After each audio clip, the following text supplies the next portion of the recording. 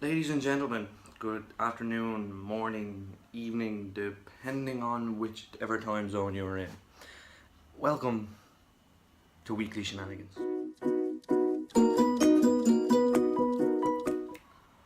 Okay, so I'm riding solo today, but the show must go on. So let's see what we have coming up on the show today. Sorry, I know it's another cut off, but it'll be worth it. So you've seen the you've seen the set list. So first we're going to talk about some TV and movie news. Well, it's really just movie news, to be honest.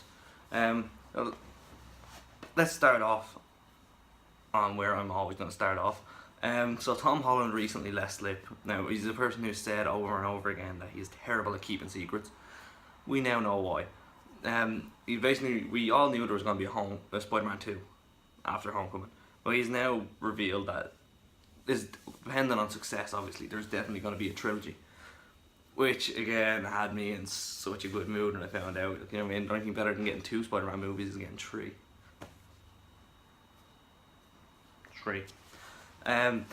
Yeah, so with Tom Holland, I'm kind of happy you can't keep secrets, because that made my day when I seen that we're getting a Spidey trilogy. Now, I seen there was a new TV spot for the movie, which I'm trying to avoid now because I'm going to take in Tracy's standpoint on it, that I don't want to ruin any more of the movie for myself. Well, I'm kind of hoping now for the second and third movie we'll see less of the Tony Stark impact. I want comic Spidey. I want Spidey to almost give back his big tech suit and model his own suit. Yeah, it can look the same, but get rid of all the stupid tech, man. Spidey made his own suit. It's always been the way it is.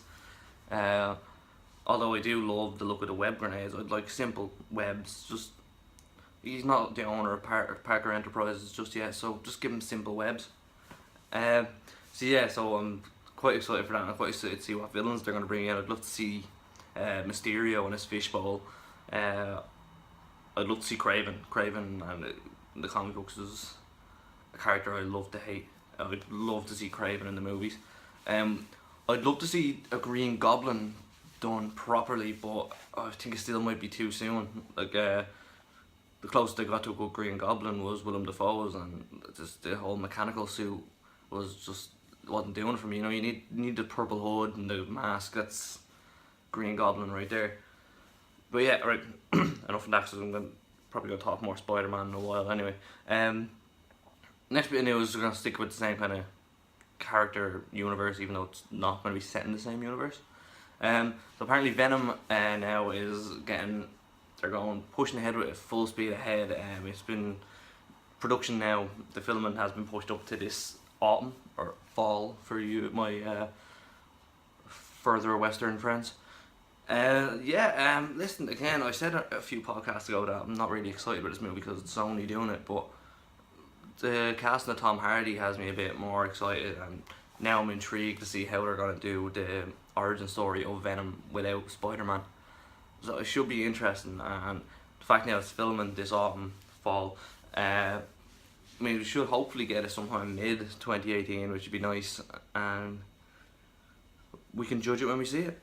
Yeah, so that's Venom. Now, we also have, sticking with the Marvel Universe, actually mostly Marvel Universe in the movie news, sorry. We have Rachel Talalay, I believe. She directed Tank Girl, saying now, it's obviously after the success of Wonder Woman and seeing how much people really do want to see these strong female heroes, is that she now really wants to direct a She-Hulk film. Now, yes, it could work. I think a She-Hulk film could be good. She's a good character. She has to balance her life around being a lawyer and being a big green attractive monster. Also, could there be a bit of a crossover with Matt Murdock? Yeah, no, She-Hulk film would be good now, but kind of, if they're gonna do it, are they gonna wait till after Captain Marvel next phase, go 2020, 2021 maybe, before they release that film? it'd be interesting. Something I'm gonna be keeping my eye on is obviously she's put the idea out there now, and obviously people at Marvel, Disney, whatever, have seen, or who owns Hulk. It's confusing, but whoever owns Hulk has seen this, and if the cogs aren't running the mind about this movie, then I'll be really disappointed. Yeah, so that's She-Hulk. Now the X-Men has revealed this next movie is going to be X-Men Dark Phoenix, with most of the cast from Apocalypse returning. It's going to be directed again by Simon Kinberg. And listen, while Apocalypse wasn't the movie that we all kind of wanted, listen, there's always going to be a bad movie. Someone's always going to, in any saga, trilogy, whatever, there's going to be a movie where people aren't really as pushed on as the other ones. Dark Phoenix is a very bold move, because in X-Men 3, the whole Phoenix thing, it didn't really work out. It was not really done well. It was nothing to get excited about. Sorry, my eyes are darting left to right because I keep forgetting that the phone is tilted this way, so the camera is there.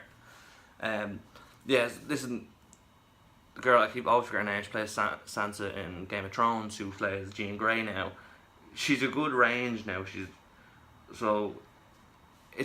could do a really good job, but it's, again, the actor's gonna act what's written in front of them in the script. So the Dark Phoenix now, it's something now to look at. I did see another article saying, will we ever be in the present day with the X-Men, and where does the Dark Phoenix saga come on the timeline? I did not click into it because it is too early in my day to get a migraine. Leave that at that. In terms of last bit of movie news we talked about last week, but it's now a week and a bit on since I seen Wonder Woman, and yeah, my opinions haven't changed. It's great to see a female superhero, and for all you out there that are saying that, yes, listen, a female superhero is brilliant for the young girls, to someone to look up to, someone to, you know, get pumped up, knowing that you can do all this shit. But it's also great for the little boys and the young men out there, because it's someone now they can look at, they see Wonder Woman, and it's someone to compare their mammy and their granny to, you know, compared to. She's like the Wonder Woman in my life, you know what I mean? Girls have had that for so long, where daddy's been like Superman or whatever. Now little boys have that for their mom. They have a hero they can associate the important females in their life to, which is brilliant. Because until now they can only associate the females in their life to like the supporting female characters in these movies and stuff like that. So it's really good for both genders. Well, all the genders, sorry, I keep forgetting there's so many more. But it's good for all the genders now growing up, because they have this strong female character to compare themselves and the people in their lives to. I should have really saved this for a quality watch. But anyway, yeah, so that Wonder Woman. TV news. Listen, nothing's on right now, everything's on everything's finished up for the summer, so there's not really much coming out of the TV news. You know, I'm excited to see where Inhumans is going. I'm not too confident on it, but we'll see. I'm excited for the new X-Men season to start.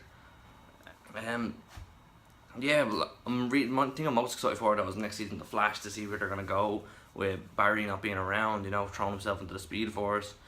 You know, the typical hero cliche, always has to play the martyr. That's gonna be a good one now. So, TV, there's nothing really to watch at the moment until Game of Thrones starts back. So yeah, I'm so excited for Game of Thrones. So yeah, that's TV. But another thing now that I watched recently would have been the E3 conference. Oh, holy shit, that Spider-Man game looks so good. Oh, it seems to have just mixed in the perfect amount of the Arkham Batman games, has that kind of gameplay about it, as well as Spider-Man 2, where most people will remember, you know, every night before you turned the game off, you took Spidey to the Empire State Building and got yourself way up to the top and just free fall off. Listen, the graphics look amazing. The combat looks amazing. The storyline looks good. They have Anti-Matter Man as the villain at the start of it, and Spider-Man actually helping out Wilson Fisk. Well, he's saving innocent lives, but them innocent lives belong to Wilson Fisk. So yeah, at first the costume still kind of didn't resonate with me, the white spider icon on the rest of the suit, but it's growing on me a little bit. I understand they're trying to be completely different from any of the TV shows and the movies, so they're going their own direction about it. So yeah, as far as games go, I'm really excited for that. I did have a look at Marvel vs. Capcom. Now, I haven't downloaded the demo. I had a look at a few of the trailers and I had a look at a few of the gameplay videos from the demo, and I don't know, the graphics just seem very, I'm gonna say infantile, that's a bit too much, but very kiddie for me. The graphics are it's very kiddie, you know, it's almost like that Skylanders stuff, you know what I mean? The graphics aren't enough to draw me in. I may or may not have a go at it. Yeah, so that was the Easter egg. The Spider-Man game looks incredible. Only issue is you have to wait until 2018, which is killing me right now, but it's also saving my money, so that's a good sign. Speaking of games, I'm also this week I'm gonna do the next part of my Marvel Heroes Omega storyline. Maybe I'll still be a Spider-Man, maybe I'll have a different hero, who knows. So if you wanna give that a look, yeah, I'd be happy to do it for fun as well, you know, I think I'm hilarious. But yes, that's everything that's what I've watched on the TV this week. Now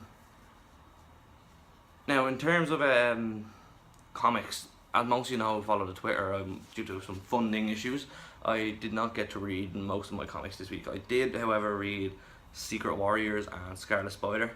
Red Scarlet Spider. I love Ben Reilly and I love the writing. Peter David is doing a great job of it. So yeah, we're gonna go into that in just a minute. But first, I have a new segment on the show. I visited in Ireland. We're very big on family values. Very big on passing stuff on to the next generation. So recently, I've been trying to pass on my love of comics to my younger brother. Now, I gave him Civil War to read a couple of weeks ago, and yesterday I went and I had a chat with him to see what he thought and get his opinions and get his experience with the comic world. So yeah, listen, I'm excited about this segment. I'm excited about getting my little brother involved. So enjoy. Ian, welcome to the show. Nice to be here. Well, technically I'm here with you, so yeah. I'm still here. I'm on the show. Still there. Wait, hold on. What did you say there? What? Never mind. It's just. Paranoia is a beautiful thing. Right, so before I start, give people a bit of background to us. In case you can't tell, we're brothers. Yeah. Yeah, I'm the older one because people usually can't tell that. But he can grow a beard. Well, that's what you call that. So Dean was more the sport. Well, the fighter. The brothers. I was the nerdy one. Sorry, listen, the people who watch this are used to me stuttering. Yeah, I watch as well. So. Yeah, so the reason you're here, well, I'm here, you're on whatever. So we're here. Why are we here? Well, when a mommy and a daddy love each other.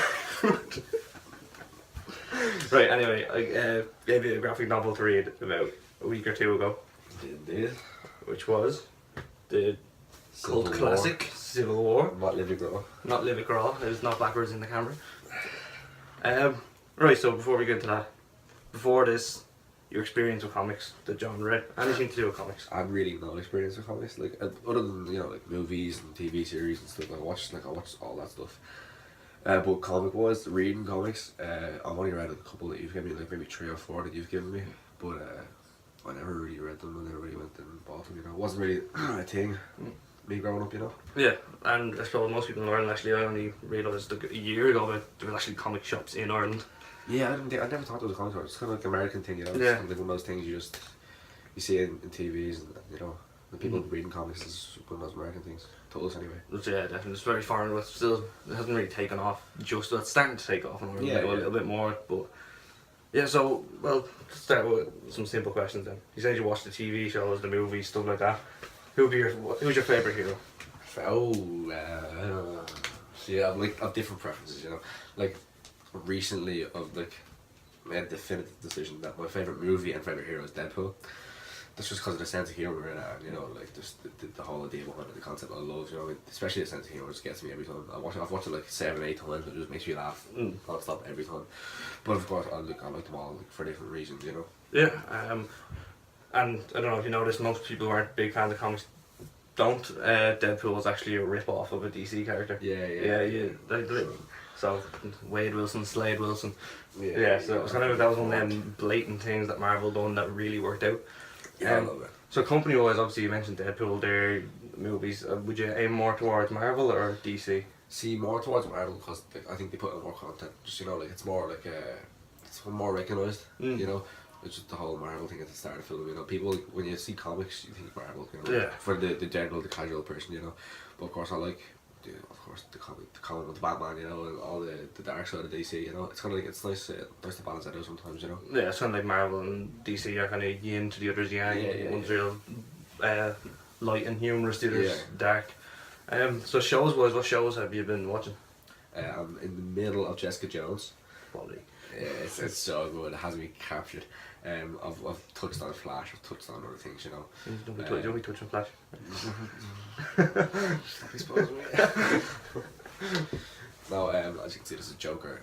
They can't really see it. Paint. Well, as you can see, it's a Joker paint on the wall as well. I'll show you at the end of the show. Because if I pick that phone up now, I'm never going to get back in the exact same position.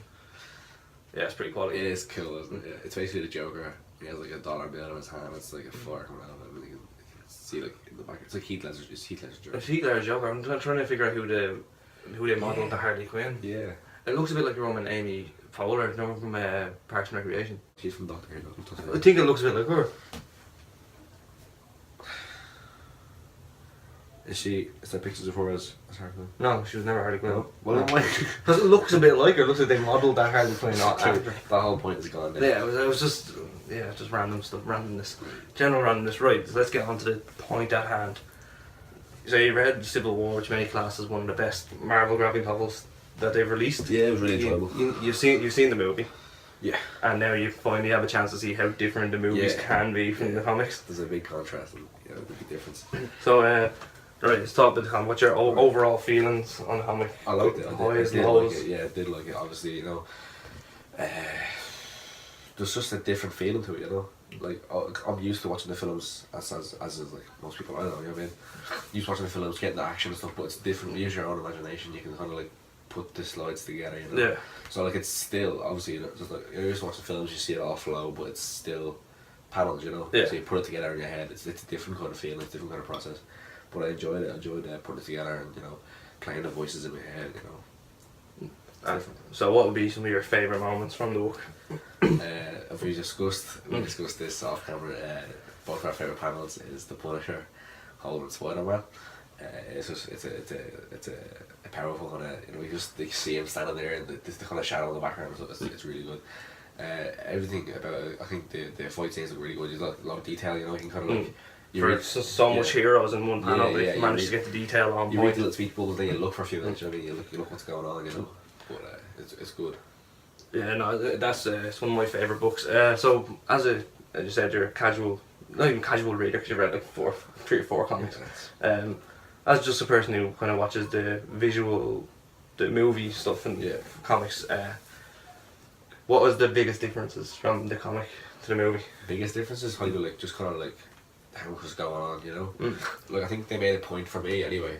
Like, I wouldn't have recognised all the characters in Civil War, you know, because I know a lot of heroes and stuff, but I wouldn't recognise all of them. So I think they made a point of like saying their names, you know, like someone calling them or whatever, so you know this is that person, you know, like different people. Like I can't think of offhand. Like one of them was Tiagra. I was kind of knew Tiagra, but like they made a point of saying Tiagra, you go there or whatever, you know. Yeah. So I knew that was Tiagra, like, you know. Yeah, it's Civil War. It's one of the things I like about it, because even as a comic reader, there were some characters I didn't recognise because when you're a proper comic reader, you read certain stuff. There's certain books there and you don't touch on, and there's characters come into it from them books that you've never read before. So it's good. So there's a lot of differences between the movies and the novels. As one of the things I mentioned to you was there's a completely different Ant-Man in the comics than the rest of the movies. We've Hank Pym playing Ant-Man in Civil War.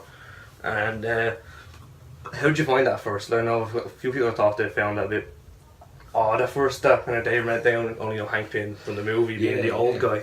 was a bit confusing at first. Like Hank Pym, that like when I hear Hank Pym, like immediately I was thinking of a movie, you know, because that's like my first impression, you know, first knowledge of him. But like, it's kind of you get used to it, you know, like you kind of like, and once you indulge yourself, you kind of get used to it, and you kind of just go with it. Depends if you're like a really like, kind of like, I wouldn't say conservative, it's kind of a bad word, but like if you're like kind of like one person sticks to what you know, it'll be hard for you, you know what I mean? But like if you're like flexible, you know, you want to adapt, you know, I read the comics, and I just kind of like get into it, you know. There's no point in kind of saying, well, that's not Hank Pym, you know. You have to just kind of try yourself into it, and you know, flow with it. So it wasn't really that different for me. Kind of you just go with it, you know. But yeah, a lot of the characters in it now, other than being they may be a different character playing a different hero, their personalities. How do you feel that the on-screen personalities were in terms of the comic personalities from the book? Yeah, it was kind of similar. Like I felt like it's similar to the movie, you know, like obviously the two sides, you know, like Tony Stark wanting to, you know, make things right, and Captain America kind of going like a bit off the rails. But I think a bit, I don't know why Captain America seemed like a bit more villainous in this.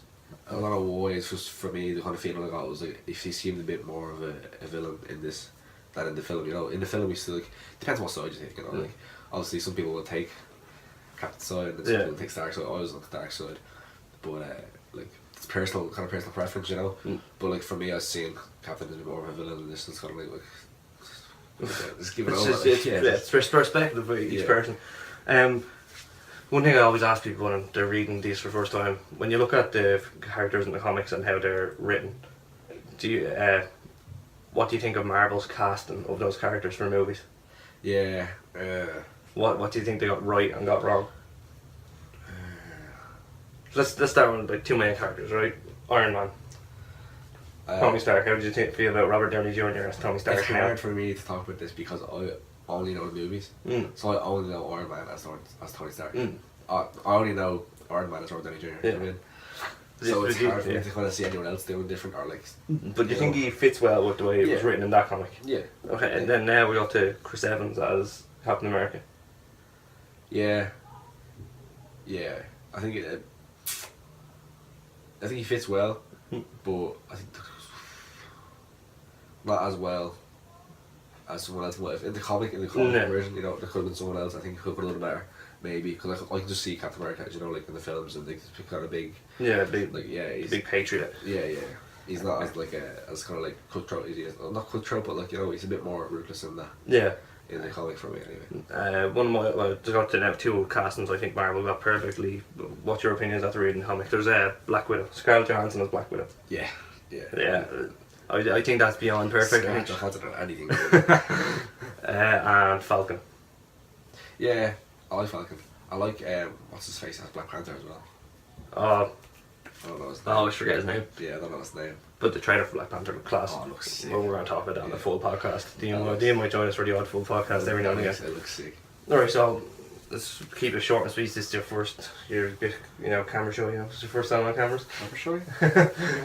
So, three final questions. Let's go with three. Three is a nice magic number. That's one. number. After reading Civil War, are you excited for reading more graphic novels? Are you looking forward to it, or would you be happy if that was the last one you ever read? No, you know, you get sucked into these things, you know, and it takes someone to introduce you. You've introduced me, you know, like, you get sucked in, and I think I'm on the way to getting sucked in. I think I will read more. Definitely read more. too young. Marriage.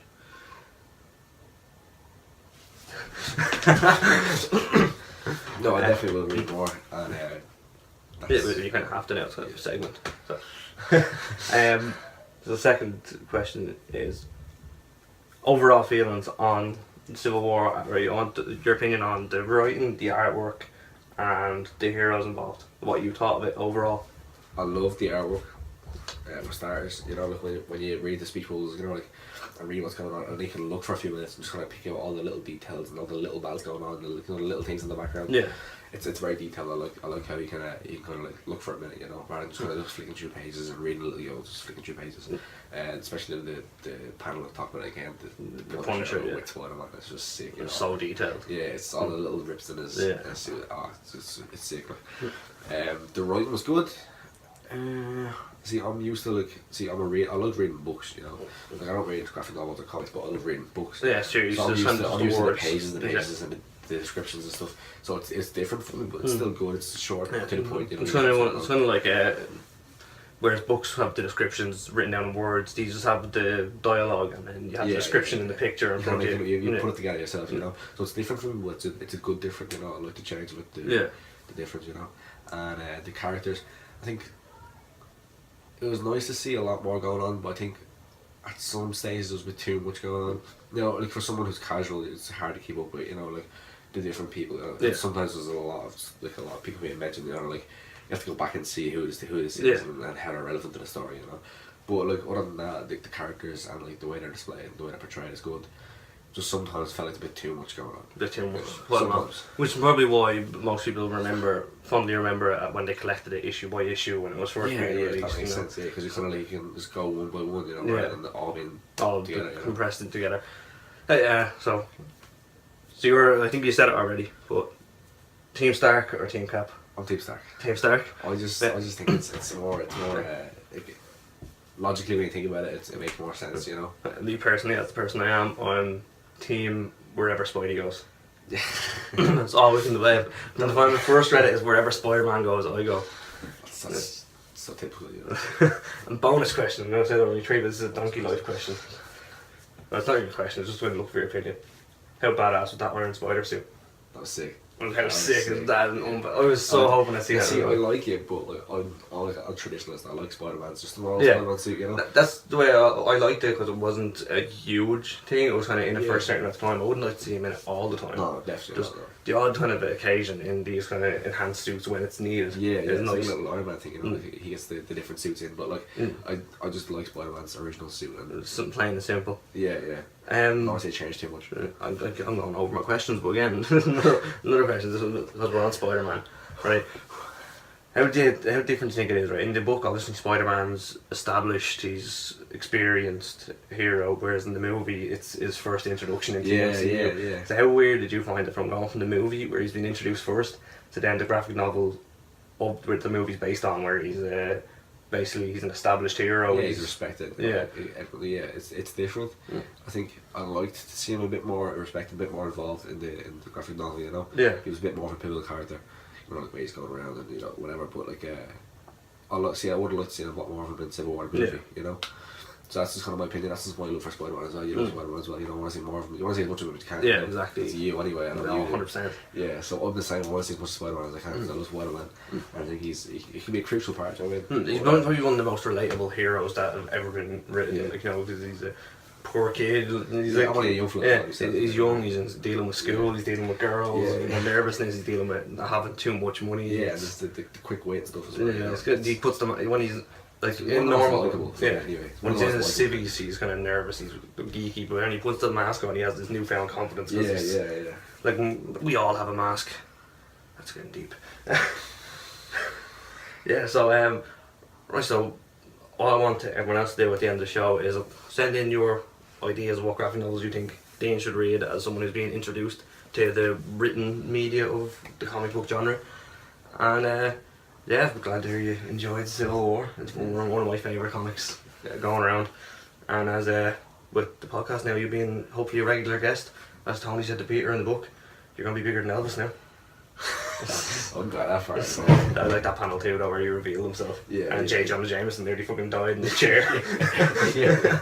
So your man comes in to say something, he's like, shut up. Yeah, so, and yeah, pleasure. Thanks for giving us your time, and we shall maybe see you next week. On the road. It's very hard to get up to bed. Back to the guys in the studio. So that was my little brother on how he felt about Civil War as well as other comic related stuff, and how he likes touching up the Flash. As you can see, our relationship, we tried to stay as professional as possible there, but our relationship is built on banter, so it's. Yeah, that was the first episode of Bro Views. Probably not going to call it that, but let me know what you think, if you think of any other names that I could call that, because I'm hoping to make that, if you enjoyed it, a weekly thing, or maybe a bi-weekly thing, we'll see. So yeah, listen, a lot of things you mentioned about Civil War there, I can agree on. Sometimes when you're a new comic reader, having all these characters thrown at you that you don't know is very difficult, which is why I told them people found it easier to read when they read it issue by issue, because even when you collect comics, you don't collect all the comics. over-exaggerated hand movements. Yeah, so I'm glad he enjoyed it anyway, and as I said at the end of the video there, any important graphic novels you think he should read in the comic world, Marvel, DC, Image, Vertigo, whatever, send in your suggestions and I'll get him onto them books and we can have a look at what he thinks of them. Yeah, right, so sticking with comics, I read the Secret Warriors number 3 and it's getting interesting. I'm liking the whole dynamic, I'm liking the whole bit of tension between Miss Marvel and Daisy Johnson. So at the end of issue 2 they were heading towards the New Taiwan, where the X-Men's new country, to find an Inhuman boy that could help them in their fight against Hydra. Hell, Hydra.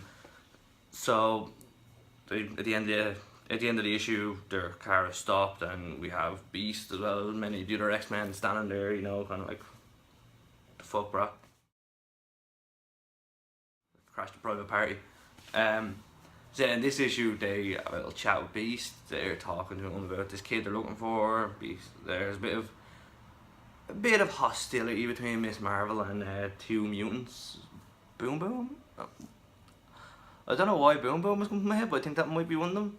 And we have Magic, who isn't very happy about them being there. As we know, the Inhumans and X-Men have a bit of a checkered past. But yeah, so the X-Men are a bit reluctant about helping the Inhumans, so send them on their way, accompanied by a nice hover jet. And then Daisy decides, you know what, fuck these guys, let's blow up the jet. So, blow up the jet, they head back to, we see this little outhouse kind of thing, you know, it looks like you go in there to take a shit. But then they go into it and they find Dark Beast. So you don't go in there to take a shit, you go in there to find shit. So after a bit of a bust up with him, Daisy and Karnak take him into a room, tie him to a chair, and then, much to the displeasement of Miss Marvel, they lock themselves in for a bit of family-friendly torture, which, you know, goes down well to get the information they need. But it's one of them things, you know, Daisy's kind of telling Miss Marvel's like, well, we don't do this, we're the good guys, we're supposed to help people, we don't do torture. Which is all fair points, which Daisy retorts with, we're at war, you know, I'm doing this so more innocent people don't die, you know, if I don't torture him and he doesn't give me information, more people are going to die until we finally find out this information, which is also a really good point, which is why I hate war, because both sides usually have a fair point. Yeah, so it ends anyway, with their car getting blown up.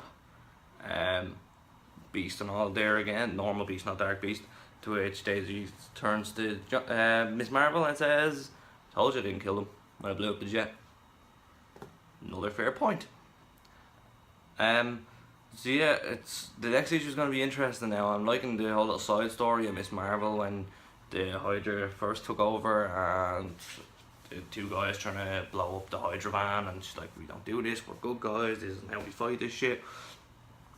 Listen, the Secret Warrior so far, it's turning out well, and I love Moon Girl, man. Moon Girl is fucking hilarious. Moon Girl is brilliant, and fucking Devil Dinosaur just has all people saying the lines, you know what I mean? Someone find our dinosaurs, we can get out of here. It's brilliant. Listen, Moon Girl, Devil Dinosaur is a great addition to that book, and I'm gonna, like, once the funding issues are fixed, I'm gonna try to start collecting Moon Girl and Devil Dinosaur at the start of the next story arc. Cause yeah, well, she's fucking epic. She's brilliant. I love her. Yeah. So the other comic I read was Ben Reilly's Scarlet Spider. Now Peter David and Bagley as the artist. It's become brilliant. So in the last issue, he's at Diva's casino, and her daughter is really sick. I keep forgetting the name of the disease, but he holds her hand. She wakes up, and whoa, it's a miracle. Diva thinks, oh, this guy just came in and fucking healed my daughter. Oh, and she also thinks his name is Peter. Yeah, nice dude.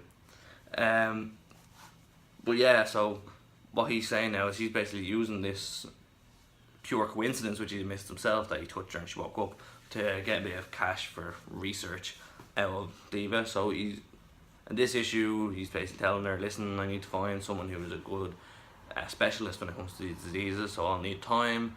To which she gets her big fucking goon to inject a tracker into Ben's neck, to which she claims, taking a bit of the leaf out of Suicide Squad's book, will explode once he gets past the 100-meter radius away from her, or 100 mile. 100 meter, 100 mile, I think.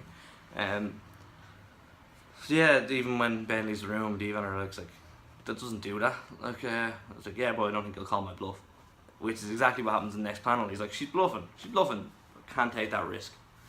I'm flying through this quickly because I know people don't like long-winded podcasts. So yeah, he walked out of the casino then, sees this girl he helped out in the first issue, and you know, suits up, heads on, and like, jam with $50. Finds that she doesn't have this $50, but she was applying for a job in the casino as a dancer. Ooh la la. So yeah, while he's talking to her, he sees these three guys, one dressed up as Spider-Man, one is Spider-Man 2099, and one in the original Ben Reilly costume. To which he says that, and he's like, oh my god, he's wearing my original costume. That looks good. Really good. Anyway, they go into the casino. They're called the Web Slingers, I think. And apparently they're a little vigilante group in Las Vegas that go around fighting crime in Spider-Man's outfits with silly string in their web shooters. My heroes. Anyway, Big Goon comes down and he's basically, push comes to shove, he snaps the guy dressed as the friendly neighborhood Spider-Man's neck. To which enter Ben Reilly in his new costume. Chaos ensues, bit of a battle. I don't want to spoil too much of it, but I still want to go into talking about the comic. I don't want to ruin the actual each panel for you. But yeah, he goes in and they bash each other, basically. Anyway, they all get away, and the guy's like, we need to go back for Andy's body, and they're like, and I'm not getting my neck fucking broken for Andy, man, he's dead. So yeah, they go out anyway, and then Ben catches up with them, and they start he's talking to them about what they do. It's like, they're like, that's what Spider-Man would have wanted, and Ben's like, not really, dude, not really. This other guy has the fucking absolute neck. They start criticising Ben's new costume after he just saved their asses. So he does that and he criticises the costume, and Ben's like, right, well, give me yours. Meanwhile, all this is going on, Kane is fighting against I forget her name, but Kane is fighting against them anyway, and he finds Ben's location. So the comic ends with Ben swinging around in one of my favourite Spider-Man suits, in his original Ben Reilly suit with the blue hoodie and spider symbol and the red fucking morph suit, basically. Yeah, and then we see the teaser for the next issue, which is Ben in his original suit going up against Kane in his Scarlet Spider suit. Was Kane Scarlet Spider as well?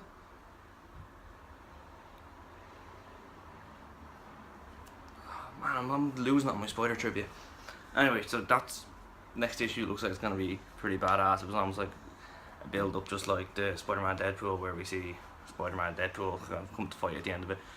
But I've never really thought about how that ended. I want to do a separate video for the whole Spider-Man Deadpool itsy bitsy storyline, because that arc deserves some definite prying into.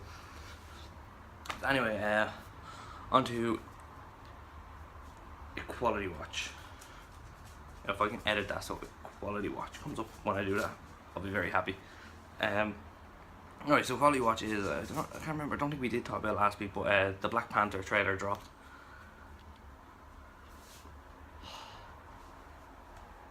Beautiful. Beautiful.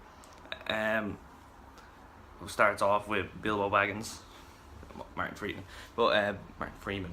Bilbo Baggins basically had a little chat with Andy Serkis, who, may I just say, he's just the actor built for a villain. Just, dude, I couldn't see him play a hero or anything. He's villainous. It's who he is.